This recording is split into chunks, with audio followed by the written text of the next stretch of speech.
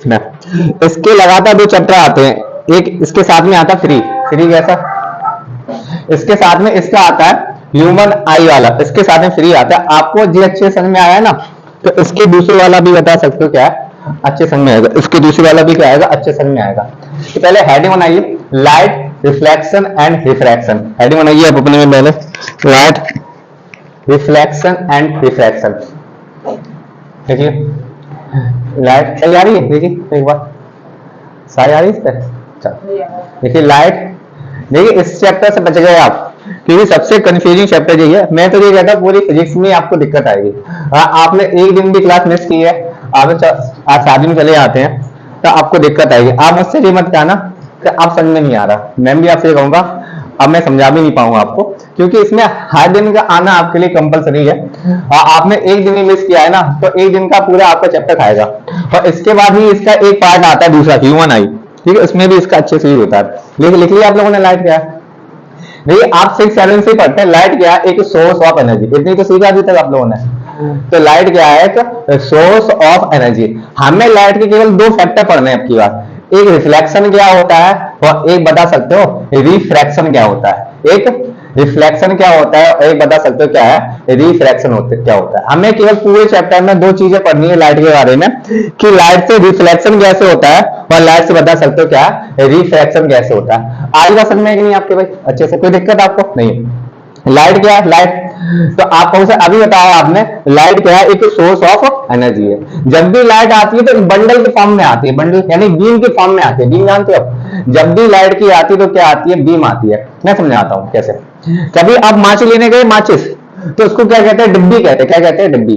और एक को क्या कहेंगे, तीली। उसी प्रकार जब भी कोई सनलाइट आती है तो बीम की फॉर्म में आती है, और आपने एक उठा ली तो एक को क्या कहते हैं, रे, क्या कहते हैं, रे। पूरे को क्या कहेंगे, बीम। और एक की बात करेंगे तो उसको क्या कहेंगे, बता सकते हो क्या, रे। पूरी ये माचिस की डिब्बी और एक को उठा ले तो तीली। वैसे यहाँ पे है, और पूरे की बात करेंगे तो बीम और एक की बात करेंगे तो क्या कहेंगे उसको, रे। ये बात समझ में आ गई ना आपके, बीम और रे में क्या अंतर है। पूरे कहेंगे तो बीम, एक की बात कहेंगे तो रे, सिंपल सा। झाड़ू और सी जानते हो आप, पूरे को झाड़ू और एक को सी, पूरे को बीम और एक को क्या कहेंगे, बता सकते हो, रे। समझ में आ गया। रे क्या होता है सर, रे क्या होता है, एक बीम का ये क्या होता है, पार्ट, क्या होता है, पार्ट। आइए अब हम चलते हैं। देखिए आपको जो मेन पढ़ना है इसमें, वो पढ़ना है व्हाट इज रिफ्लेक्शन। मैं आपको लिखाऊंगा, हैंड मत होना आप, लिखाया नहीं अभी तक, लिखा दूंगा टाइम तक, कि व्हाट इज रिफ्लेक्शन। देखिए ये आपको 12th में भी क्या करेगा, अब हैंड करने वाला है। अगर आपने यहाँ दिक्कत ली है तो आपको 12th में भी क्या करेगा, हैंड करेगा। इससे अच्छा आप हिंदी पढ़ लो तो यार सही है, 12th में दिक्कत नहीं आएगी आपको। रे ऑफ रिफ्लेक्शन में आगे क्या होता है, पूरे को बीम और एक को क्या कहते हैं, रे। तो ये क्या आ रही है, बता सकते हो, रे ऑफ लाइट। इनको क्या कहेंगे, ray of light, ray of light, ray of light. भाई डेली का डेली पढ़ना है, ये नहीं गपला मार दिया आपने एक दिन का। जो पढ़ाऊं डेली आपने कंप्लीट किया तो सही है। दूसरा सीट ले लेना आप जाके, आज मैं भेज दी उनको, और उनसे एक बात कहना, जो आगे का जो थ्योरी पार्ट है उसको मत देना, जो एमसीक्यू है एमसीक्यू देना, ना तो आपको बहुत महंगा पड़ जाएगा। आइए पहले रिफ्लेक्शन देख लेते हैं, रिफ्लेक्शन क्या होता है, उसके बाद में क्या चलेंगे, बता सकते हो, लॉज ऑफ रिफ्लेक्शन। सबसे फेवरेट है एनसीईआरटी वालों का, कि what is law of reflection. लेकिन उससे पहले हम लोग एक चीज देख लेते हैं, व्हाट इज रिफ्लेक्शन। आइए, what is reflection, what is reflection. जब भी कोई रे ऑफ लाइट, ध्यान सुनना, किसी सरफेस पे टकराए और उसी मीडियम में बता सकते हो क्या है, वापस चली जाए, तो उसको क्या कहते हैं, रिफ्लेक्शन। जैसे बोलिए, जब भी कोई रे ऑफ लाइट किसी सरफेस से टकराए और उसी मीडियम में बता सकते हो क्या है, वापस चली जाए, तो उसको क्या कहते हैं, रिफ्लेक्शन। समझ में आ गया। रिफ्लेक्शन क्या है, जब भी कोई रे ऑफ लाइट किसी सरफेस से टकराती है और उसी मीडियम में वापस चली जाती है, तो उसको क्या कहते हैं, रिफ्लेक्शन ऑफ लाइट। क्या कहते हैं, रिफ्लेक्शन ऑफ लाइट। यहां तक किसी को दिक्कत देखिए, फिर चलते हैं।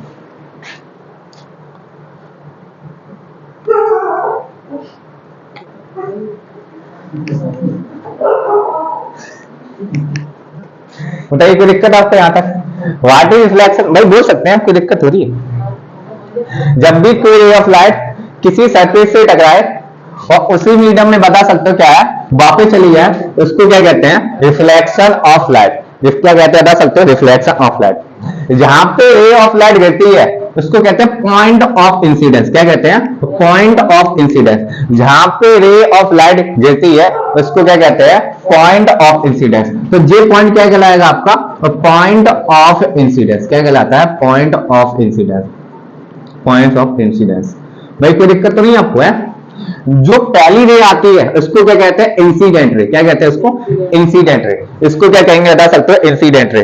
और जो रिफ्लेक्ट होके जाएगी उसको क्या कहेंगे, रिफ्लेक्टेड रे। इसको क्या कहेंगे, रिफ्लेक्टेड रे। कोई दिक्कत आपको बताइए। जो पहली रे आएगी उसको, जो रिफ्लेक्ट होके जाएगी, जहां पे रे ऑफ लाइट गिरेगी उसको क्या कहेंगे, पॉइंट ऑफ इंसिडेंस।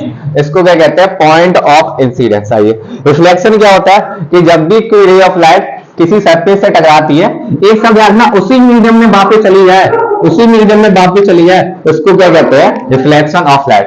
जो पहली रे होती है इसको क्या कहते हैं, इसको क्या कहेंगे, इस पॉइंट को क्या कहते हैं, point of incidence. Point of incidence, point of incidence. आइए चलते हैं,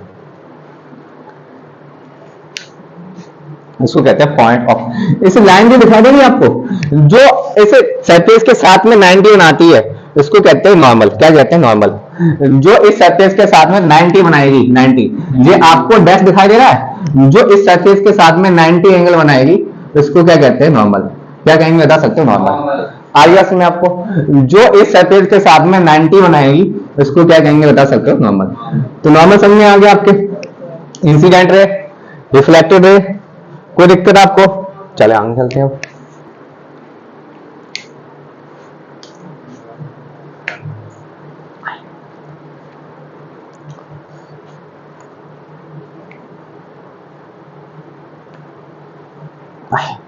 ये आपको कुछ चीजें सीखनी पड़ेंगी धीमे धीमे आपको, कि एंगल ऑफ इंसिडेंस क्या होता है, एंगल ऑफ रिफ्लेक्शन।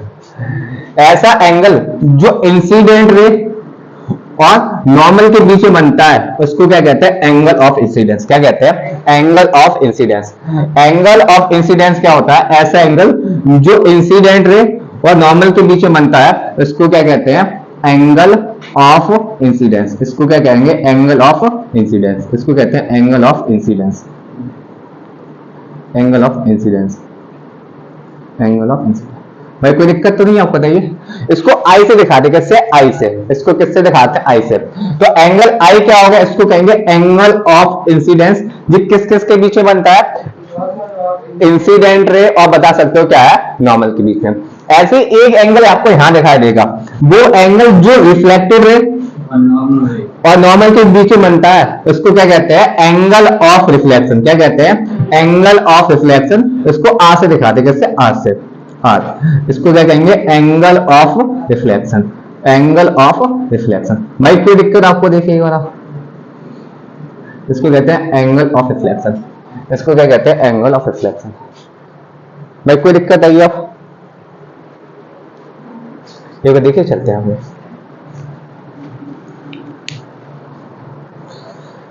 जर्नी बहुत है भाई, मैं करती रहता हूँ तब भी लगती है। तो कोई दिक्कत आपको बताइए। एंगल आई क्या होता है, आर क्या होता है, इंसिडेंट रे क्या होती है, जो पहली रे रहती है उसको इंसिडेंट, जो रिफ्लेक्ट होके जाती है जो पॉइंट क्या कहलाता है, जे लाइन, जे आई क्या है, एंगल आई किन किन के बीच में बनता है, एंगल आर किन किन के बीच में बनता है। तो आपको सब अच्छे से आगे यहाँ तक आप पढ़ते लॉ ऑफ रिफ्लेक्शन। भाई आप इनको सुबह शाम आना तो आपको याद हो जाएंगे, सिंपल सा है। मेरे ख्याल से आप यहाँ पे याद कर लोगे ना तो आपको बहुत फायदा है, क्योंकि आप घर पे जाके हिंदी पढ़ो, हिंदी नंबर कम आते हैं आपके हैं। मैं ये देखता हूँ कि बच्चों के साइंस 70-80 है लेकिन हिंदी 54-56 ही है, तो लगता है कि हम हिंदी में ऐड कर रहे हो, ऐसे ध्यान नहीं करनी है आपको। आपको यहीं पे अपना कंप्लीट करके जाना है, या पे मौज मारो आप, है क्रिकेट खेलो, पबजी खेलो, कौन खेलेगा पबजी, आप ही तो खेलेंगे। आइए, तो पहला लॉ ऑफ रिफ्लेक्शन क्या है कि angle i equal to angle r, angle i equal to angle r, angle i equal to angle r. Angle i किसको कहते हैं, एंगल ऑफ इंसिडेंस को, और एंगल आर किसको कहते हैं, एंगल ऑफ रिफ्लेक्शन को। जब भी रिफ्लेक्शन होगा तो जो एंगल आई होगा वही वैल्यू किसकी होगी, एंगल आर की। अगर ये 30 डिग्री है तो ये भी कितना होगा 30, ये 40 डिग्री है तो ये भी कितना 40, ये 50 डिग्री है तो ये भी कितना होगा 50। आ गई आपके समझ में। तो पहला लॉ समझ में आ गया आपके। एंगल आई इक्वल टू क्या होता है, angle r. Angle i equal to क्या होता है, दरअसल तो एंगल आर। कोई दिक्कत आपको? देखिए यहाँ पे तो छोटी बात है, लेकिन जैसे आप 12th में जाएंगे उसके बाद आईआईटी कोचिंग करेंगे तो यहाँ से इतना भाई वीआईपी क्वेश्चन बना के देता है कितना समझ में आता है यार। 10th में क्यों नहीं पढ़ाता हमने? बच्चा कहता है 10th पढ़ना था मुझे, क्योंकि वो 10th में जो चीजें पढ़ के नहीं आता है जब हाँ आती है तो दिक्कत आती है उसको। तो एंगल आई इक्वल टू बता सकते हो क्या, एंगल आर। पहला कौन सा लॉ बता सकते हो, पहला law angle i equal to angle r. Angle i क्या है यहाँ पे, एंगल आर क्या यहाँ पे, एंगल ऑफ रिफ्लेक्शन। आगे बात में आपके। तो पहला लॉ क्या होता है, angle i equal to angle r. Angle i equal to angle r. किसी को कोई दिक्कत आई? आपको कोई दिक्कत नहीं, आगे चलते हैं अब। चलो भाई दूसरा देखिए,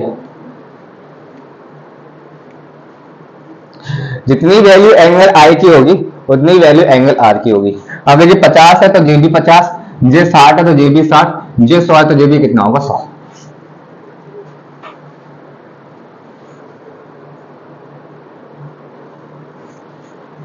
आइए दूसरा देखते हैं। दूसरा पढ़िएगा आप, the incident ray, the normal ray, और बता सकते हो क्या है, the reflected ray live on the same plane. तीनों की तीनों बता सकते हो क्या है, एक ही प्लेन पे होनी चाहिए। एक प्लेन मतलब क्या होता है, जे बोर्ड देखते हो आप, जे बोर्ड क्या है, आप कौन सा जो बोर्ड देखते हो, बोर्ड पे जो चीजें बनी हुई है एक ही प्लेन में है। अगर मैं आपसे कहूं कि ये बोर्ड देख रहे हैं आप, तो यहाँ पे जो 3 चीजें बनी हुई है 1 2 3, तीनों की तीनों बता सकते हो क्या, एक ही प्लेन में। क्या एक ही प्लेन में? अगर जे मैं ऐसे लगा दूं तो अब प्लेन चेंज हो गया। देखिए जे अलग प्लेन है और बता सकते हो क्या है, अब जे कैसा हो गया, अलग प्लेन हो गया। आपका क्या अलग सरफेस हो गई, lies on the same surface, lies on the same plane. अगर मैं आपसे कहूं तो जे लाइन और जे लाइन और जे तीनों की तीनों देखा जाए सेम प्लेन पे आती है। किस पे आती है, सेम प्लेन पे। अगर मैं यहाँ पे अभी मार्कर लगा दूं तो आप कहोगे सर ये तो सही है, जी दोनों सेम प्लेन पे है, जी बता सकते हो क्या है, सेम प्लेन पे नहीं है, जी बता सकते हो प्लेन क्या हो गया सर, चेंज हो गया। अभी मैं आपको इसमें आगे भी दिखाऊंगा, पहले एक बार बताइए, इतनी बात समझ में आ गई कि सेम प्लेन क्या होता है, डिफरेंट प्लेन क्या होता है। अगर देखा जाए जे 1 2 3 तीनों के तीनों कैसे हैं यहाँ पे, सेम प्लेन में। अगर मैं यहाँ पे मार्कर लगा दूं अपना, तो अब मैं बात करूं इन तीनों की, 1 2 3, इन दोनों का प्लेन सेम है, लेकिन इसका प्लेन बता सकते हो कैसा है, अलग है। तो सेम प्लेन मतलब क्या होता है, एक ही सरफेस पे होना, उसको क्या कहते हैं, सेम प्लेन कहते हैं। तो दूसरा लॉ याद हो गया आपको। दूसरा लॉ क्या है कि इंसिडेंट रे, रिफ्लेक्टेड रे और normal lies on the same plane, lies on the same plane. पहला क्या था, आई इक्वल टू आर। दूसरा क्या है, हाँ कि इंसिडेंट रे, नॉर्मल और बता सकते हो क्या है, reflected ray, lies on the same plane, lies on the same plane. आपको 2 पॉइंट याद हो गए तो 3 नंबर पक्के हो गए आपके। आपको 2 पॉइंट याद हुए हैं तो 3 नंबर का पेपर में आता है कि what is law of reflection. पहला क्या लिखेंगे आप, आई इक्वल टू आर। दूसरा क्या लिखेंगे, तीनों के तीनों बता सकते हो क्या है, सेम प्लेन पे होते हैं। तीनों के तीनों बता सकते हो क्या, सेम प्लेन होते हैं। आइए आइए भाई, हम चलते हैं जी, बता सकते हो आप, कहोगे सर अब बात करूं मैं आपके सामने।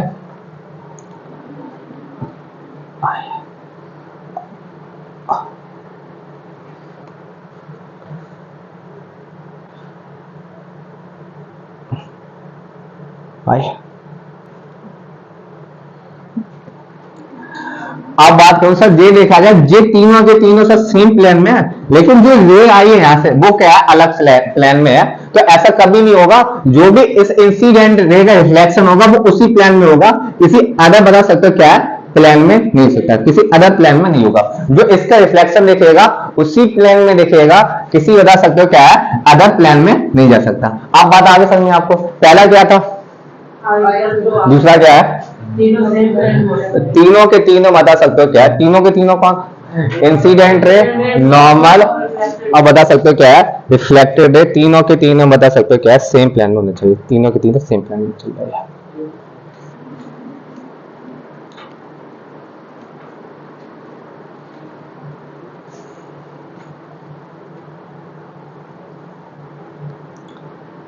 अगर सेम प्लेन में नहीं है तो आपको रिफ्लेक्शन नहीं दिखाई देगा। क्या नहीं दिखाई देगा? रिफ्लेक्शन नहीं दिखाई देगा, रिफ्लेक्शन नहीं दिखाई देगा। भाई यहां तक कोई दिक्कत आई हो एक बार बताइए आप।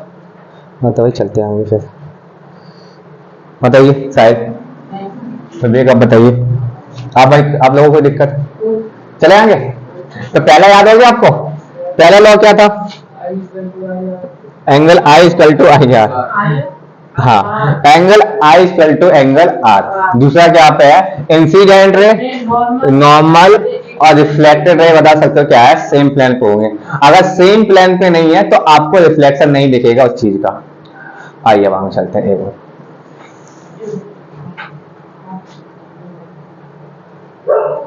सबसे कंफ्यूजिंग वाला और आपको हैंग करने वाले क्वेश्चन पे आते हैं। सबसे पूछा जाने वाला भी है और सबसे हैरान करने वाला भी क्वेश्चन यही है। आइए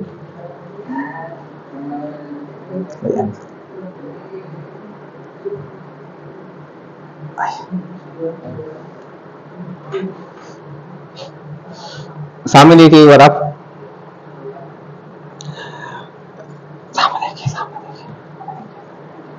एक चीज बताइए मुझे, जी बता सकते हैं ये चीज क्या है? जी नॉर्मल है, ये क्या है?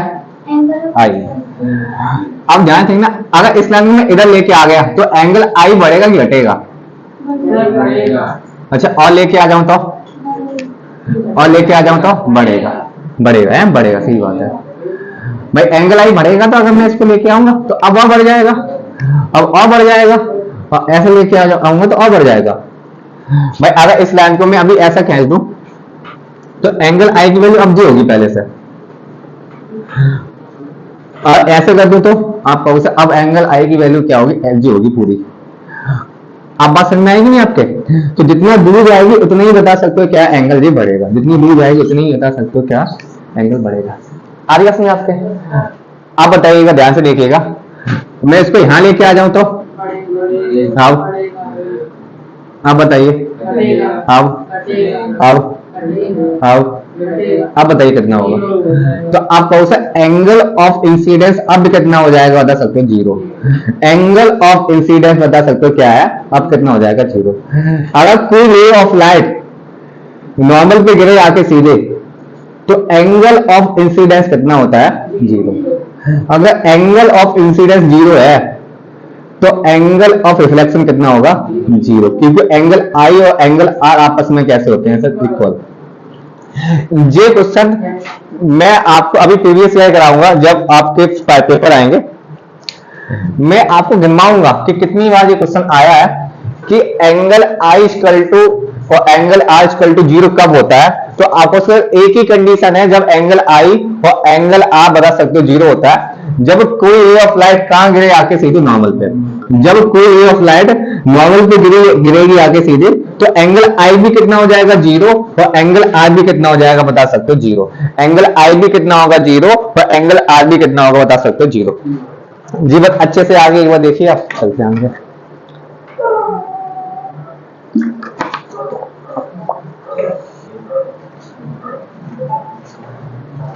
जी भी आता होगा इसमें, मैट बंद कर दूंगा मैं, पता नहीं कहां से आता है ये, क्या दूंगा।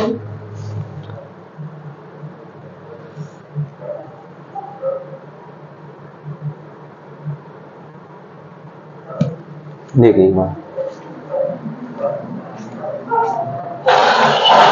कोई दिक्कत आपको बताइए, ऐसी कौन सी कंडीशन है जब एंगल आई जीरो हो जाता है? ऐसी कौन सी कंडीशन है जब एंगल आर जीरो हो जाता है?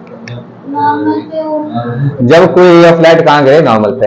आज कोई रे ऑफ लाइट नॉर्मल पे गिरती है तो एंगल आई और एंगल आर कितना होता है? जीरो। मैं इस चीज को ध्यान रखना, और ये डाटा आगे पीछे हुआ आपके सामने तो आपको क्या आएगी? दिक्कत आएगी, क्योंकि टीचर इसी बैठे रहता है कि बस ये थोड़ा फंस जाए और इसके नंबर काट लो। तो जान मुझके देगा कि अगर कोई रे ऑफ लाइट नॉर्मल पे गिरे आके तो एंगल आई की वैल्यू कितनी होगी? जीरो, और एंगल आर भी कितना हो? जीरो। अब घुमाएगा भी आपको थोड़ा बहुत, तो ऐसे घुमाएगा, अगर किसी भी एंगल ऑफ किसी भी रिफ्लेक्शन में एंगल आई जीरो है और एंगल आर जीरो है तो बताइए, बता सकते हो लाइट कहां गिरी थी? नॉर्मल पे सीधे। बस यानी दो प्रकार से घुमाएगा और दोनों प्रकार से मैंने आपको समझा दिया। अब आगे चलेंगे नहीं इसमें, बताइए। चलिए आगे चलते हैं। ये इसके बाद आता है टाइप्स ऑफ रिफ्लेक्शन। इसके बाद में क्या आता है? Types of reflection.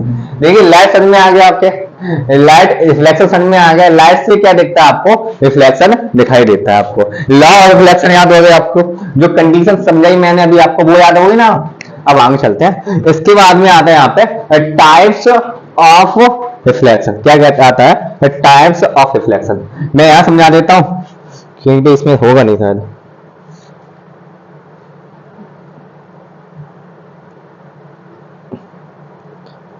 खत्म हो जाओ, खत्म हो जाओ, चलिए खा जाएगा नहीं इसमें।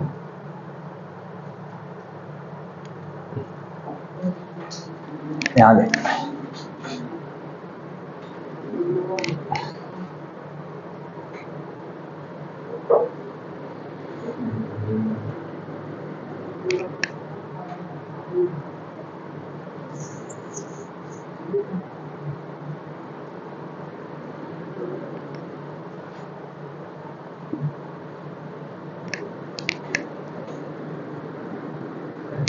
जी। हाँ देखिएगा कहाँ, इधर करो। अच्छा भाई चलिए भाई, धन्यवाद आप लोग बताने के लिए। आप देखिए, दिख रहा है? नहीं डालता ना इसमें, नहीं लेके आ रहे भाई। फोन से लेते ही साफ आ सकता है इसमें।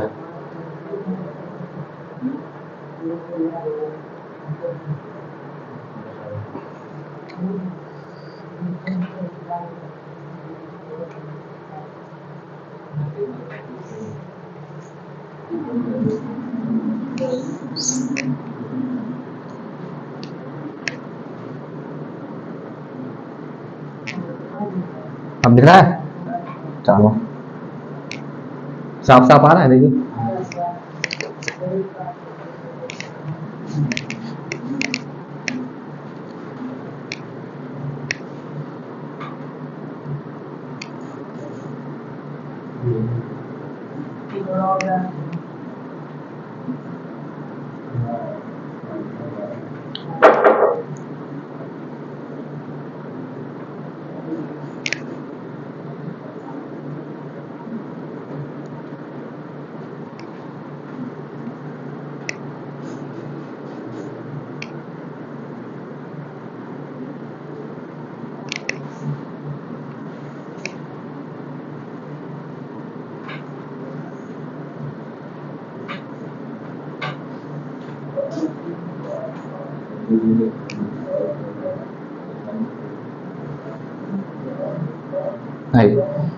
देखिए दो प्रकार का रिफ्लेक्शन होता है।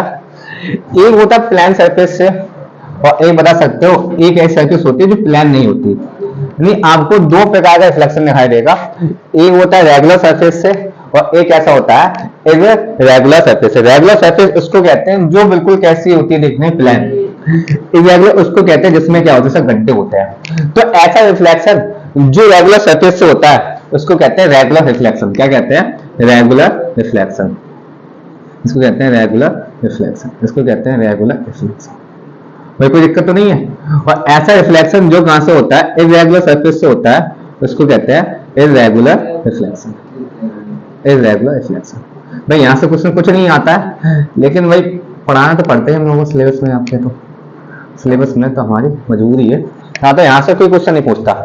रेगुलर रिफ्लेक्शन क्या होगा? अगर प्लेन सरफेस से होगा तो रेगुलर है, और प्लेन सरफेस से नहीं होगा तो कैसा है? इरेगुलर। यहाँ तक मुझे लगता है इसमें भी छोटी छोटी चीजें आप अभी इनको सीखिए, फिर आपको आगे। और देखिए यहाँ से क्वेश्चन पूछते ही नहीं वैसे, जो क्वेश्चन पूछेगा आगे पूछेगा, लेकिन आपके सिलेबस में आता है कि रेगुलर रिफ्लेक्शन क्या होता है और इरेगुलर क्या होता है।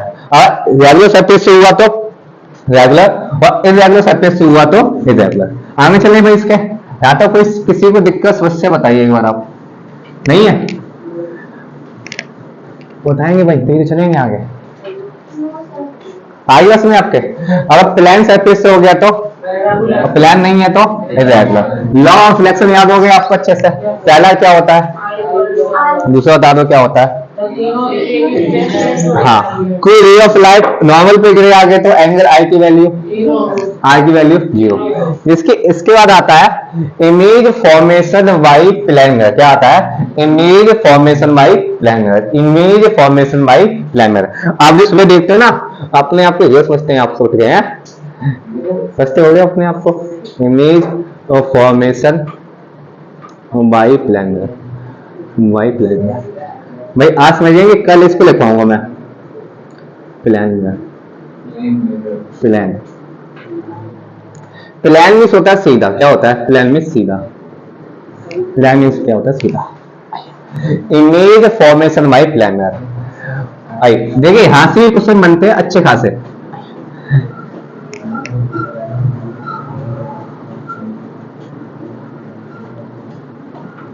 कोई दिक्कत तो नहीं है आपको? आपको इसके image formation by plane mirror के कैरेक्टरिस्टिक याद करने होते हैं। कैरेक्टरिस्टिक क्या होते हैं इमेज के? ध्यान देखिएगा, जे आप बता सकते हो क्या है? आप खड़े हुए और आपके सामने ये क्या बना हुआ? शीशा।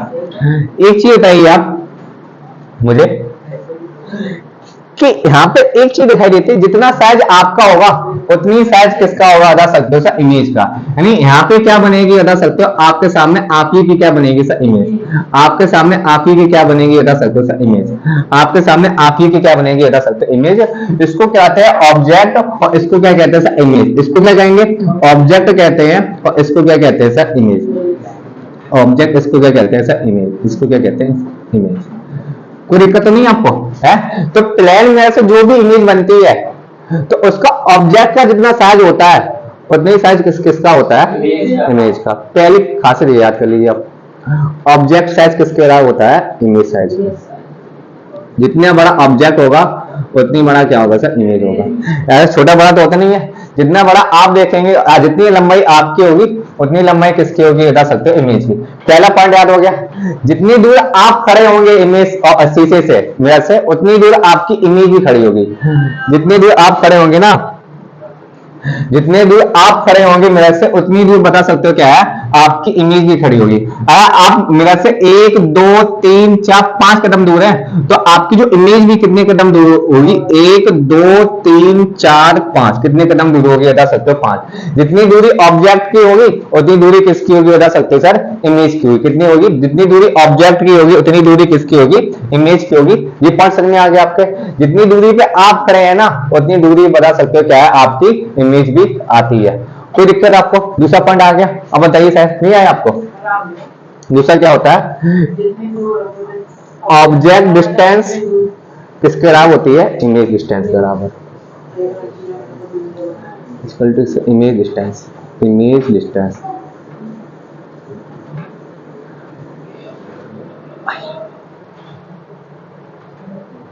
देखिएगा, देखिए चलते हैं आगे। ऑब्जेक्ट का साइज और इमेज का साइज कैसा होता है? बराबर।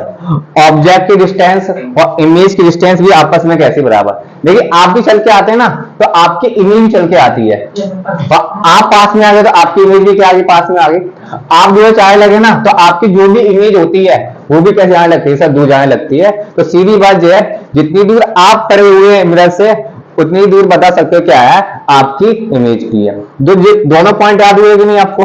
पहला क्या होता है? जितना ऑब्जेक्ट का साइज होगा उतना इमेज का।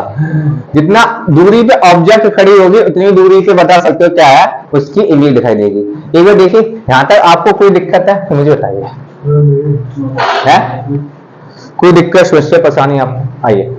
देखिए, आप एक चीज ध्यान समझिएगा, आपको दो प्रकार की इमेज दिखाई देती है। अब इसका भी टॉपिक आएगा, इमेज दिखानी समझानी है मुझे, लेकिन थोड़ा थोड़ा सा अभी आप दिमाग में बैठाइए।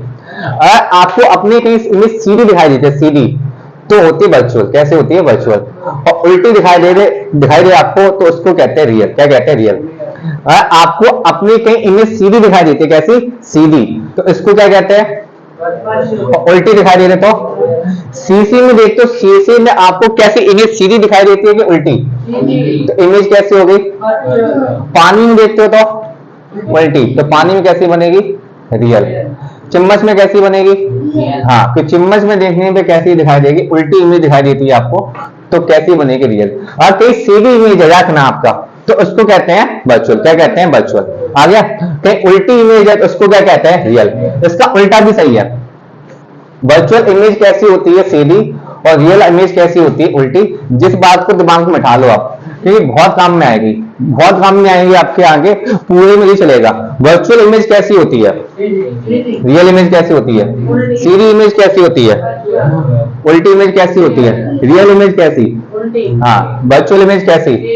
तो आप जब देखोगे ना तो आपको क्या दिखाई देगी, अपनी सीधी इमेज कैसी दिखाई देगी, बता सकते हो, सीधी इमेज। सीधी इमेज को क्या कहते हैं, वर्चुअल। क्या कहते हैं, वर्चुअल।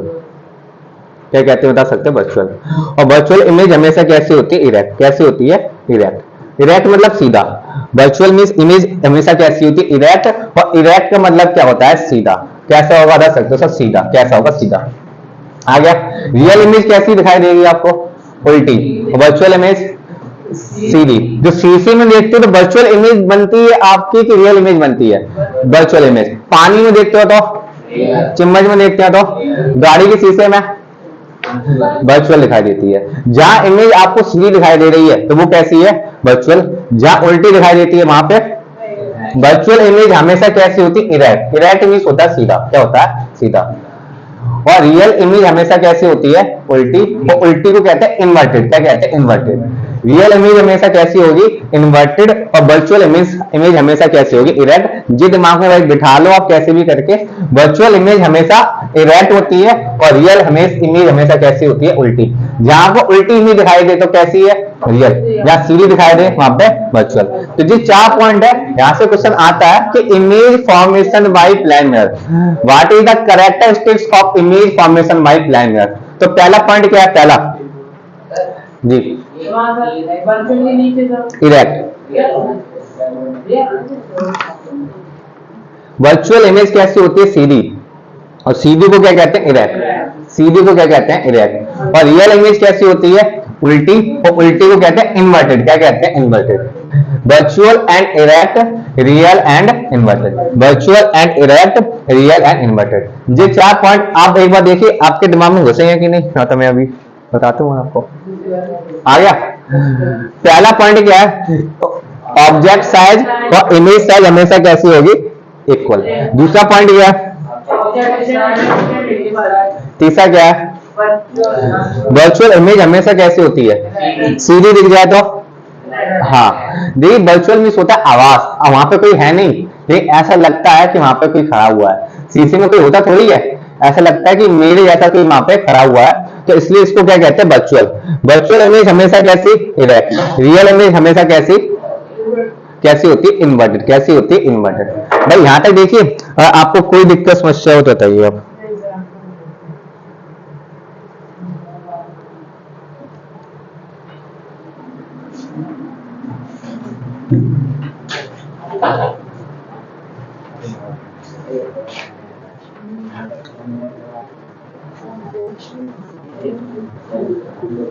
करिए भाई असद, बताइए characteristic of image formation by plane mirror, बताइए।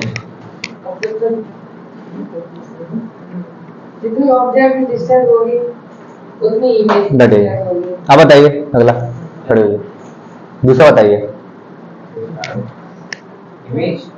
हाँ, characteristic of image formation by plane mirror. They are predicted first virtual image और second है वर्चुअल इमेज कैसी होती है, इरेक्ट। बताइए अगला, खड़े होइए, बताइए। नहीं आगे से बता दो। ऑब्जेक्ट की डिस्टेंस होती है वो इमेज की डिस्टेंस से इक्वल होती है। खड़े हो। रियल इमेज कैसी होती है, पानी बनेगी तो शीशे में सीधा दिखाई देगी आपको तो।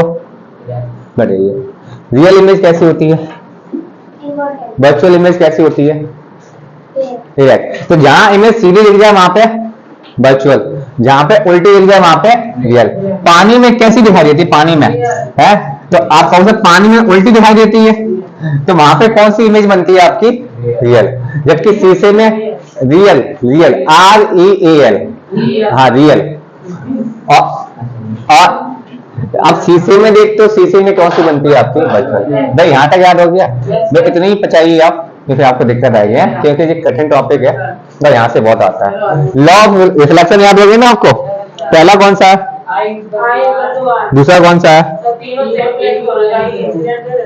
एंगल आई कब जीरो होगा, जब ray of light से नॉर्मल पे बढ़ेगी आर कब जीरो होगा? तो जब ray of light से नॉर्मल से I जीरो पे बढ़ेगा। सुनिए ध्यान से, कोई रे ऑफ लाइट नॉर्मल पे गिर जाए तो एंगल आई की वैल्यू कितनी होती है? R. Image formation by plane mirror, तो पहली के ऑब्जेक्ट की साइज ऑब्जेक्ट साइज और इमेज साइज कैसा होता है? इक्वल। दूसरा पॉइंट क्या है? ऑब्जेक्ट इमेज कैसी होती है? वर्चुअल इमेज कैसी? रियल इमेज कैसी? खत्म हो गया भाई। इन्वर्टेड, इन्वर्टेड मतलब होता है उल्टा, इरेक्ट मतलब सीधा, और इन्वर्टेड मतलब क्या होता है? उल्टा। चलो भाई इसके आगे कल मिलते हैं। आज के लिए इतना ही, बाकी कर